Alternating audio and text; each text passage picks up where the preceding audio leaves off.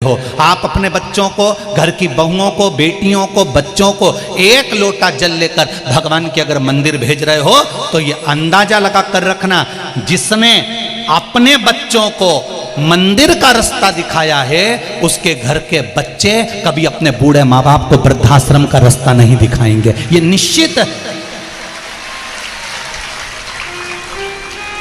वृद्धाश्रम का रास्ता, जितने लोग अपने अपने बच्चों को मंदिर भेज रहे हो, आप नियम बना लो अपने घर के बच्चों को, स्कूल बाद में जाना पहले एक लोटा पानी चढ़ा के आ, कॉलेज बाद में जाना पहले एक लोटा पानी चढ़ा कर आ, जा पहले शंकर जी, मम्मी मैं घर से लोटा लेकर नहीं जाऊंगा, मत जा तो प्रणाम कर कर आ, मैं और मंदिर जाऊं, हाँ जा।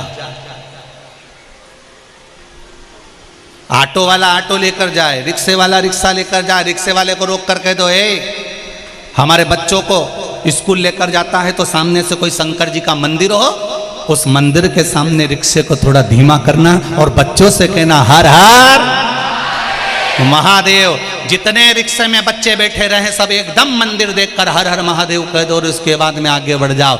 हमारे बच्चों के जीवन में अगर काल भी मंडराएगा तो हर हर महादेव कहने से वो हर लेगा उस काल को। अपने घर के बच्चों से कहो, ऑटो वाले से, रिक्शे वाले से कह दो कि तू मेरे बच्चों को लेकर अगर स्कूल जा रहा है तो बीच मार्ग में जो मंदिर शंकर का दिखे वहां एक बार ऑटो को थोड़ा धीमा कर ले, थोड़ा सा स्लो कर ले। क्यों? ये स्पीड ब्रेकर रोड पर क्यों बनाए जाते हैं? इन स्पीड ब्रेकर को रोड पर इसलिए बनाया जाता है कि तेज चलती हुई गाड़ी को थोड़ा सा स्लो कर लो, धीमा कर लो। अगर गाड़ी धीमी कर लोगे तो एक्सीडेंट नहीं होगा। उसी तरह जैसे रोड पर स्पीड ब्रेकर बनाए जाते हैं, इनको देखकर गाड़ी को धीमा कर लेना चाहिए, गति अवरोधक को देखकर गति को रोक लेना चाहिए।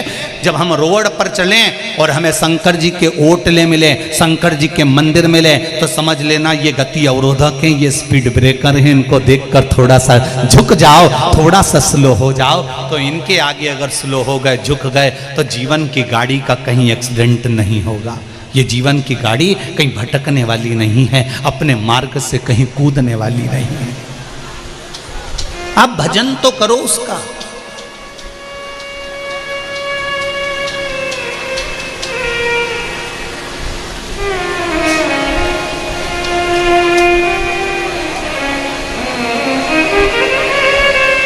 भगवान नहीं कहता कि तुम बहुत बड़ा काम करो,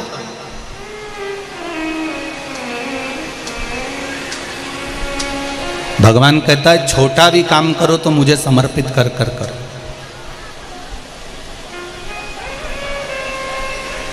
छोटा सा भी काम करो ना तो मुझे समर्पित कर कर करो।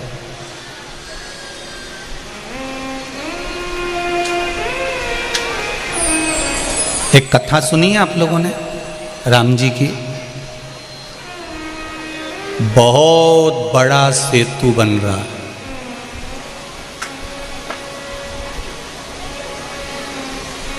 कौन बना रहे हैं? पूरे बानर, पूरे बंदर, नल नील राम नाम लिखे पत्थर छोड़ रहे हैं और सेतु बन रहा है। कितने किलोमीटर का था?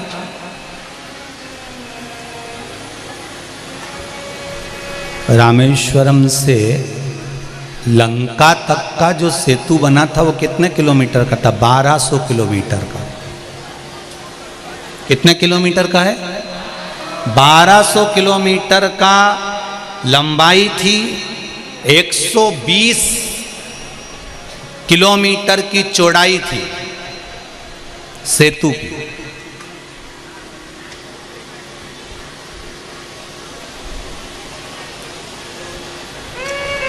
पूरे इंडिया में ढूंढिया, इंडिया में तो इंडिया में, पूरे विश्व में ढूंढिया, इतनी चौड़ाई की कोई रोड मिल जाए तो, कोई पुल मिल जाए। 120 किलोमीटर की चौड़ाई और 1200 किलोमीटर की लंबाई, इतना लंबा सेतु बानर बना रहे थे। सब बड़े बड़े पत्थर ला रहे थे, बड़े बड़े पत्थरों को ढूंढ कर ला रहे थे और एक छोटी सी गिलहरी, छोटी सी, क्या कर रही थी? शरीर पे रेत चिपकाकर वो पत्थरों पर जड़ा रही थी, पत्थरों पर जड़ा रही।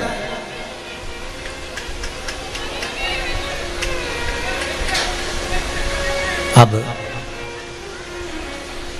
पत्थरों पर रेत जड़ाई जा रही है। हनुमान जी ने गिलहरी को देखा और गिलहरी को देखकर हनुमान जी ने कहा, हे गिलहरी, हे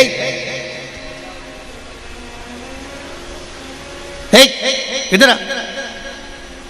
गिलहरी हनुमान जी के पास गई। जब गिलहरी खड़ी होती है ना तो उसके दोनों हाथ यूं करती है और मुंडी यूं करती है। गिलहरी ने जैसे ही मुख यूं करा और हाथ यूं करे तो हनुमान जी इधर इधर। गिलहरी ने पूछा क्या है? गिलहरी के दो दांत आगे के। हनुमान जी को देख के हंस दी। हनुमान जी बोले, इतने सारे बंदर जा रहे हैं, तेरे को थोड़ी बहुत शर्म नहीं आई? कहीं दब दुबा गई? इतनी सी तो धरी है, पिचकड़ा निकल जाएगा तेरा। इतने में गिलहरी ने अपना दो दांत दिखाया और चल दी। हनुमान जी ने कहा, कितनी गजब की है, मुझे चिढ़ा रही है, मुझे चिढ़ा रही है, गजब। वो जैसे ही आगे बढ़ी तो हनुमान जी ने फिर बुलाया, सुन रही क्या, इधर आ। गिलहरी पीछे मुड़ के देखी, फिर चल दी। हनुमान जी उसके पीछे पीछे गए। अरे सुन रही है? गिलहरी ने फिर अपना हाथ ऊपर वाला जोड़ा, मुंडी नीचे करी, दो दांत दिखाए। हनुमान जी मन में सोचे, कितनी एबली पैदा हुई है, बताओ कितनी एबली है। मैं इसको बोल रहा हूं, बात कर रहा हूं, सुनने को तैयार नहीं है। फिर हनुमान जी ने गिलहरी को रोका। कितने बड़े बड़े बंदर निकल के जा रहे हैं, लोग कूद रहे हैं, तेरा पिचकड़ा निकल जाएगा, कोई तुझ पे पांव रख देगा, तुझे डर मन नहीं लग रहा? तुझे डर नहीं लग रहा? गिलहरी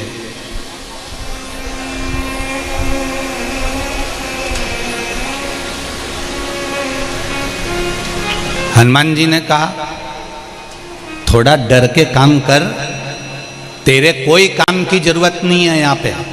गिलहरी बोली हनुमान जी से, अरे ओ बंदर,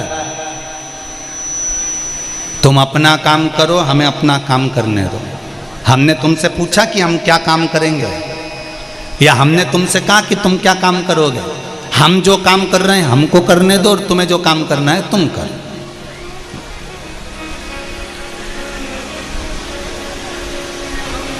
इतने में गिलहरी काम में लग गई।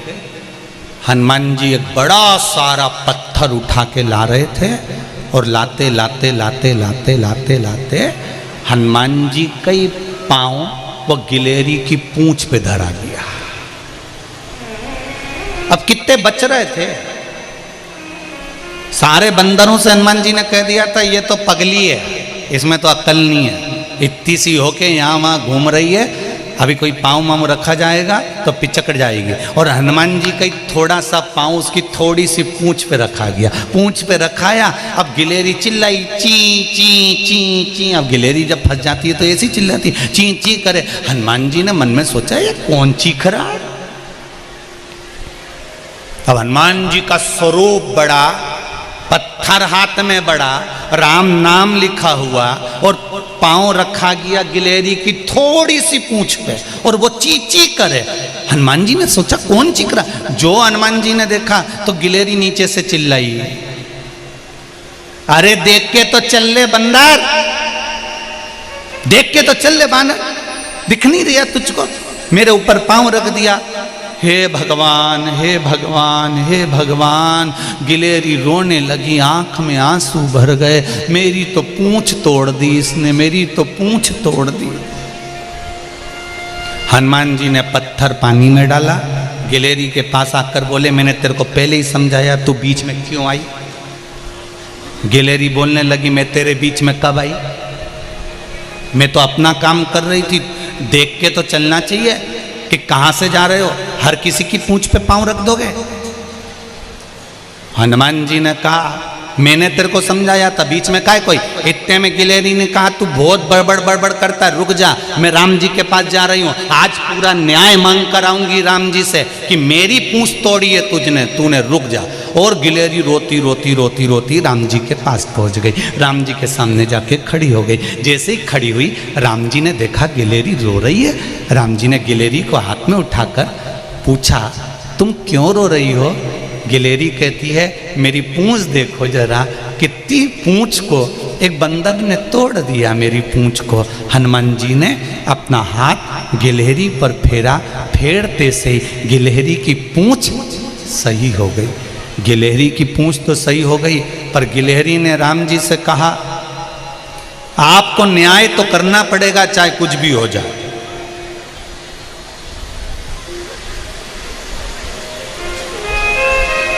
आपको न्याय तो करना पड़ेगा। राम जी ने पूछा क्या न्याय चाहिए। जिसने मेरी पूंछ तोड़ी है आप उसको बुलाओ। तो राम जी बोले इतने सारे बंदर में किसने तेरी पूंछ तोड़ी। गिलेरी बोलती है मैं उसको अच्छी तरह से पहचानती हूं, बहुत बोलता है वो, मैं उसको अच्छी तरह से जानती हूं, बहुत बोलता है और बहुत ज्ञान की बात करता है। अच्छा मैं बुला के लाऊं उसको। राम जी ने कहा जा बुला ला। और गिलेरी दौड़ के गई, अभी तो पूंछ दुख रही थी और अब दौड़ के गई। जब किसी की शिकायत करने का समय होता है ना, दो बच्चों को देखना, वो कितना ही रो रिया होगा और उससे कह दो जा बुला के ला तेरे भाई को, दौड़ के और बुला के लिया आएगा। यही था। और गिलेरी गई और हनुमान जी को बुला के लिए आई। हनुमान जी ने कहा कहाँ ले जा रही है मुझको। गिलेरी कहती है चलो तो जरा राम जी के पास, खूब सेंसा बनते हो ना, चलो जरा। और राम जी के पास लाकर गिलेरी को खड़ा कर दिया। राम जी ने कहा हनुमान तुम। हाँ प्रभु। तुमने इसकी पूंछ पर पांव क्यों रखा। हनुमान जी बोले पूछ लो मैंने इसको कितना समझाया था, ये समझने को ही तैयार नहीं, बीच बीच में फुदक के उचक के आ जा रही। पांव रखा गया, इसकी पूंछ पर पांव रखा है। पर प्रभु अब तो ये ठीक हो गई ना, इससे पूछो कि ये मां कर क्या रही थी बार बार। इतने में गिलेरी राम जी से बोली मैं बाद में बताऊंगी, पहले राम जी आप बताओ इस बंदर में ज्यादा अक्ल है कि मुझ में ज्यादा अक्ल है। राम जी ने कहा फंस गए। अब ये बानर में ज्यादा अक्ल कि मुझ में अक्ल। राम जी बोले तू बता दे किस में ज्यादा अक्ल है। गिलेरी बोली दुनिया के लोग कहते हैं अष्ट सिद्धि नौ निधि के दाता, काय की अक्ल इनमें। इतने बड़े बड़े पत्थर ला ला के पानी में डाल दिए, सारे पत्थरों का पुल बना दिया। वो पुल पर मेरे राम जी जब चलेंगे उनके कोमल कोमल चरण में वो पत्थर गड़ेंगे, इसलिए मुझ में अक्ल ज्यादा है। मैं पानी में गीली होकर समुद्र की रेत को चिपकाकर पूरे पत्थरों पर बिखेर दे रही हूं, जिससे परमात्मा के चरण में वो पत्थर नाचे। अब गिलेरी बोली बताओ किसमें अक्ल ज्यादा है। राम जी बोले तुझ में ही है, तुझ में ही अक्ल ज्यादा है। तो प्रभु मुझ में अक्ल ज्यादा है ना, तो न्याय करो न्याय करो न्याय करो।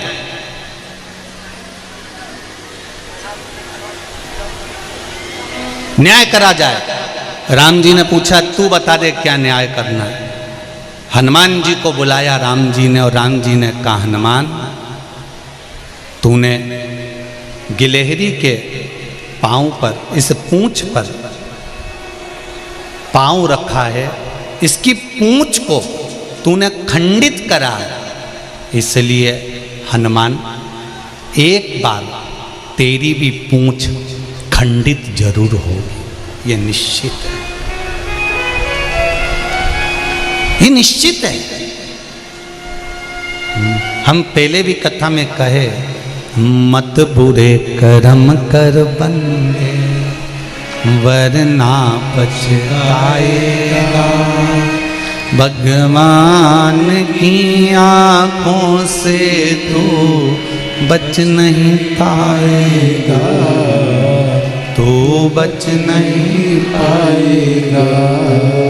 अरे ओ अज्ञानी मत करना नादानी। हम कई बार आप लोगों से कहें जैसा कर्म करेंगे वैसा भोगना पड़ेगा।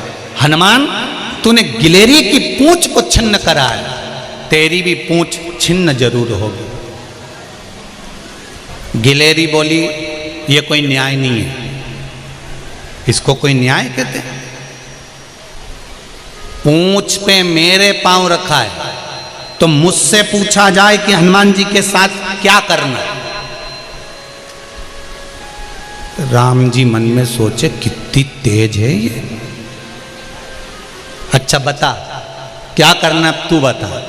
गिलेरी बोली इसने मेरी पूंछ पे लात रखी थी, इसलिए राम जी आप हनुमान के सिर पे लात रखो।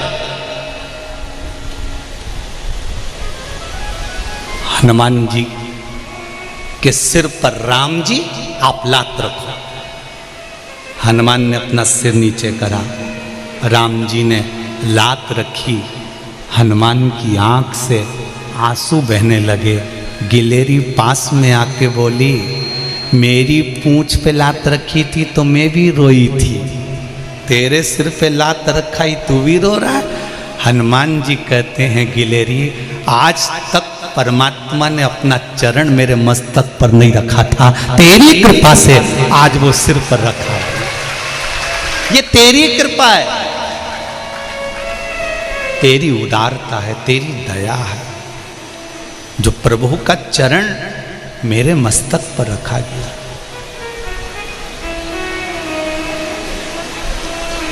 हनुमान जी ने कहा प्रभु मेरी पूंछ भी खंडित होगी? हाँ, लिंग पुराण कहती है, स्कंद पुराण कहती है, शिव महापुराण कहती है, जब रामेश्वर धाम की स्थापना हो रही थी हनुमान जी से कहा गया था जाओ कैलाश पर्वत से शंकर भगवान का एक स्वरूप शिवलिंग लेकर आओ। हनुमान जी कैलाश पर्वत गए शिवलिंग लेने के लिए। इतनी देर में ब्राह्मणों ने कहा मुहूर्त निकल रहा है, जल्दी से शिवलिंग की स्थापना करो। राम जी ने सोचा शिवलिंग की स्थापना तो सीता जी से कहा तुम एक काम करो बालू रेत का शिवलिंग बना दो। सीता जी ने बालू रेत का शिवलिंग बनाया, राम जी ने साथ मिलकर स्थापना करी। ब्राह्मणों ने मंत्र बोले, पूजन करी, पाठ करी, आराधना करी और स्थापना कर दी। थोड़ी देर बाद हनुमान जी शिवलिंग लेकर पहुंच गए। हनुमान जी ने कहा प्रभु मैं ये शिवलिंग लेकर आया हूं। राम जी ने कहा ब्राह्मणों के कहने पर हमने बालू का शिवलिंग बनाकर स्थापना कर दी, रामेश्वर धाम की स्थापना हमने कर दी। हनुमान जी रोने लगे, प्रभु क्या ये कैलाश से लाया हुआ शिवलिंग नहीं रखोगे? भगवान कहने लगे अब तू बता। हनुमान जी कहने लगे प्रभु आपने तो मेरे साथ में छल कर दिया, मुझे कैलाश भेज दिया और अपनी स्थापना कर दी। हनुमान जी के शब्द सुने तो राम जी ने कहा एक काम करो इस शिवलिंग को हटा दो, तुम जो शिवलिंग कैलाश पे से लेकर आए हो वो रख दो। हनुमान जी ने कहा मैं अब भी रखता हूं। हनुमान जी ने शिवलिंग नीचे रखा, बालू मिट्टी के शिवलिंग को, रेत के शिवलिंग को हनुमान जी उठाने लगे। जब हनुमान जी रेत के शिवलिंग को उठाने लगे तो पूरी की पूरी पृथ्वी उछलने लगी। हनुमान जी ने देखा ये तो पूरी पृथ्वी उछल रही है। हनुमान जी ने देखा ये शिवलिंग नहीं उठ पा रहा। तब हनुमान जी को लगा ये ऐसे उठने वाला नहीं है। कपी का पूरा बल, बानर का पूरा बल उसकी पूंछ में होता है। तो हनुमान जी ने शिवलिंग को पूंछ से लपेट लिया और लपेट कर जब खींचा बालू के शिवलिंग को तो हनुमान जी की पूंछ खंडित हो गई, क्योंकि राम जी ने कहा था गिलहरी की पूंछ छिन्न हुई है तो तेरी भी पूंछ छिन्न होगी। हनुमान जी का नाम पड़ गया छिन्न पूंछ मस्त हनुमान। महाराज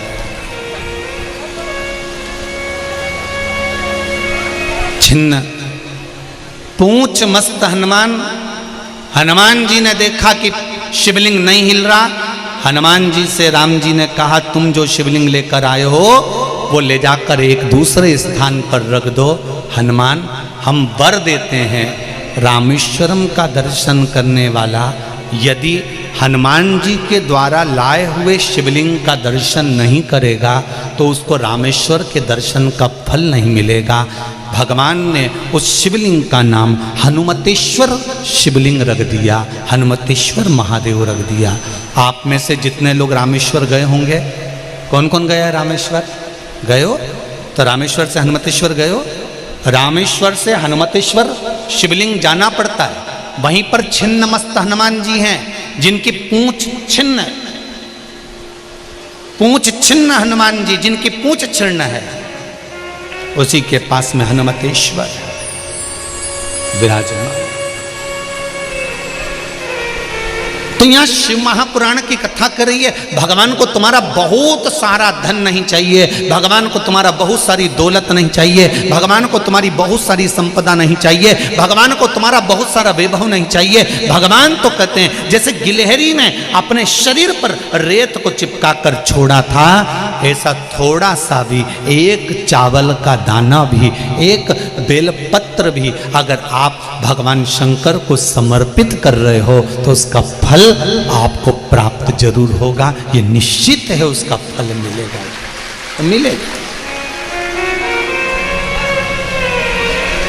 वो फल खाली नहीं जाएगा। आप शिव की आराधना में डूबे हो, शंकर की आराधना कर रहे हो,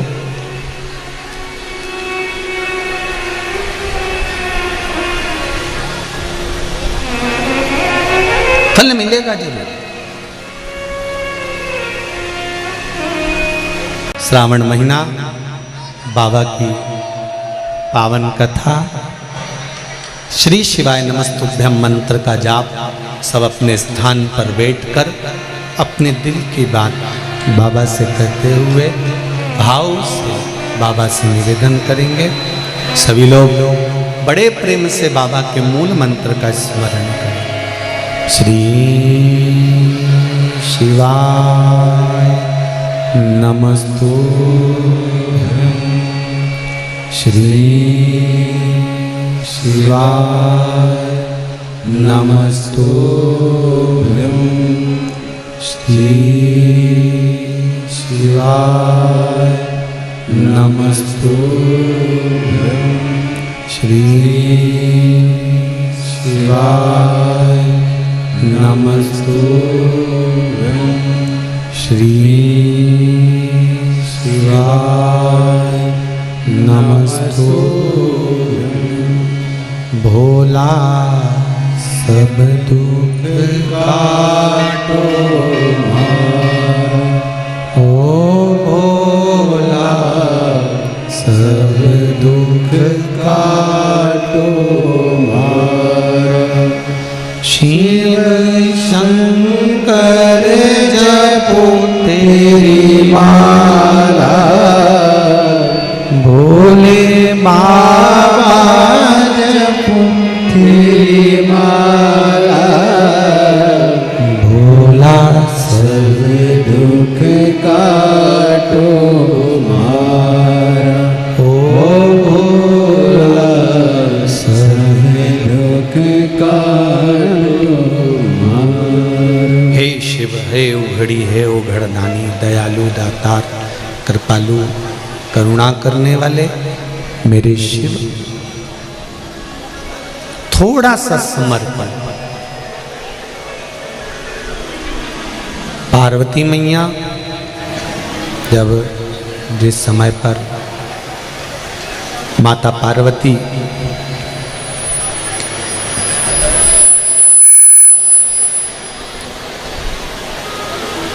बाल्यावस्था में थी और उस बाल्यावस्था में माता पार्वती जी ने शंकर भगवान को बहुत कुछ प्रदान नहीं करा।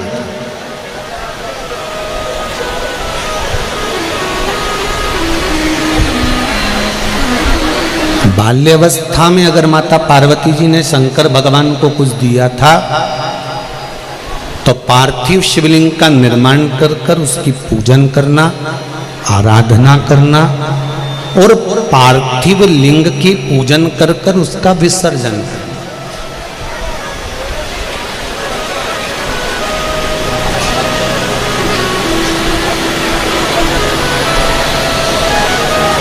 एक बात थोड़ा ध्यान दीजिएगा,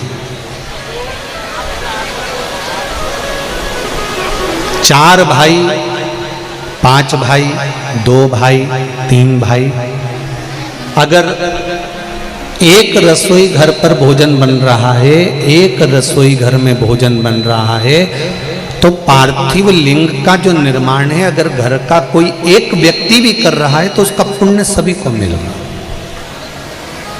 जरा समझ लेना अच्छे से हो।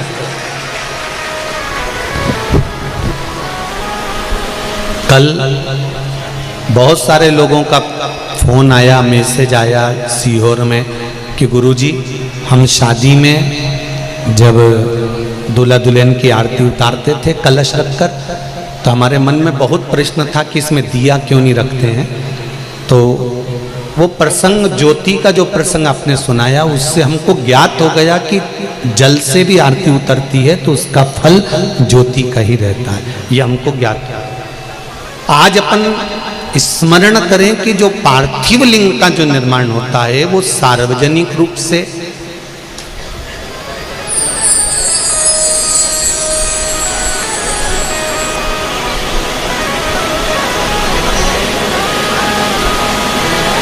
सार्वजनिक पूजन के भाव से एक लिंग का अगर निर्माण हम कर रहे हैं, 5 भाइयों का परिवार, 4 भाइयों का परिवार, 3 भाइयों का परिवार, 2 भाइयों का परिवार, एक ही जगह पर अगर भोजन बन रहा है तो एक पार्थिव लिंग का निर्माण कर लें और उसका पूजन करें। एक ही जगह पर भोजन बन रहा है और परिवार का किसी व्यक्ति का यदि भगवान शंकर की पूजन में मन भी नहीं है, रुचि भी नहीं है, वो पूजन में बैठा भी नहीं है, तो भी जिस घर के अंदर पार्थिव लिंग का निर्माण होता है, पूजन होती है, भले उसका पूजन में मन नहीं है पर उसके हिस्से में भी पूजन का फल चले ही जाता है। पूजन का फल उसके हिस्से में जाएगा, उसको पहुंचे। कई लोग प्रश्न करते हैं, हम लोग आस्था चैनल पर कथा सुनते हैं, फेसबुक यूट्यूब पर कथा सुनते हैं, तो क्या जहां कथा हो रही है वहां का पुण्य हमको मिलेगा कि नहीं मिलेगा? बहुत ध्यान लगाकर सुनना। जब अपने को हिचकी आती है ना, छत्तीसगढ़ में हिचकी बोलते हैं कि डुचकी बोलते हैं। हिचकी जब आती है तो माताएं कहती है मेरी बेटी याद कर रही है, बेटियां कहती है मेरी मम्मी याद कर रही है, कोई कहता है मेरे काका जी ने याद करा, कोई कहे मेरे मामा जी याद कर। अब हिचकी तुम्हें चली और याद तुमने कहा कि उसने मुझे याद किया। उसी तरह कथा भले भाटापारा में हो रही है, कथा भले शर्मा परिवार करा रहा है, कथा भले भाटापारा की इस छत्तीसगढ़ की धरा पर हो रही है, पर पूरे विश्व में जितने लोग आस्था चैनल पर कथा सुन रहे हैं, फेसबुक यूट्यूब पर कथा सुन रहे हैं, ये निश्चित है दिल लगाकर अगर सुना है तो बाबा ने टीवी के सामने भी आपकी कामना को पूर्ण कर दिया, मोबाइल के सामने भी आपकी काम। एक पत्र आया है, देखिए।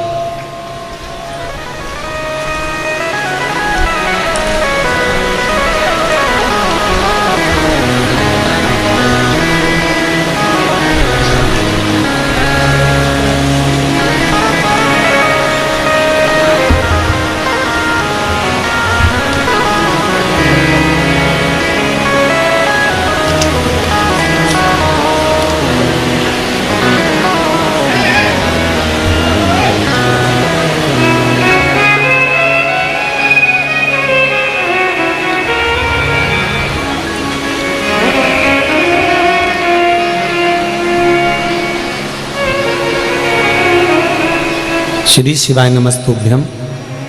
धर्मनगरी भाटापारा से मैं मोहिनी शर्मा, कहीं बैठी हो तो हाथ हिलाइएगा। मोहिनी जी शर्मा। गुरुदेव, मेरी बेटी हिमानी शर्मा का कई सालों की कड़ी कोशिश के बावजूद भी नौकरी नहीं लग रही थी। हम हार चुके थे। तभी मैंने शिव महापुराण की कथा टीवी पर सुनी, पशुपतिनाथ का व्रत करना प्रारंभ किया। मैंने यह व्रत करने का निर्णय लिया, तब मैंने पशुपति व्रत करना प्रारंभ किया। फिर गुरुदेव, मुझसे यह व्रत का फल ऐसा मिला कि दूसरे ही सोमवार को मेरी बेटी को इंटरव्यू के लिए कॉल आ गया और तीसरे सोमवार को उसकी नौकरी पक्की हो गई। ये शिव की कृपा है। आप ही हैं। हर हर महादेव। दोनों हाथ हिला दो एक बार। हर हर महादेव। तेरी कृपा बिना न हिले एक भी लेते हैं श्वास, तेरी कृपा से तनो तनो। एक पत्र और देखिए। मीरा चौरसिया, भाटापारा, छत्तीसगढ़ से हूं। कहीं बैठी हो तो हाथ हिलाइएगा। मीरा जी चौरसिया, भाटापारा, छत्तीसगढ़। मेरी बहू को 7 साल से कोई बच्चे नहीं थे। मैं 2 साल से टीवी पर शिव महापुराण की कथा सुन रही हूं। आपके बताए अनुसार पशुपतिनाथ का व्रत किया। बाबा की कृपा से 7 साल के बाद मेरी बहू के यहां संतान हुई, पुत्र हुआ, जिसका फोटो मैं भेज रही हूं। ये शिव कृपा। उस पत्र में मीरा जी ने लिखा है, ना हम आपको जानते थे, ना हम कभी कथा सुनने के लिए गए, केवल टीवी के सामने संकल्प लिया और बाबा ने पूर्ण किया। जहां भी बैठी हो बहुत बहुत धन्यवाद। एक पत्र और देखिए कि मिलना नहीं हुआ, केवल टीवी पर, केवल मोबाइल पर कथा श्रवण करने का क्या फल होता है, वो तक वर्णन है इसमें।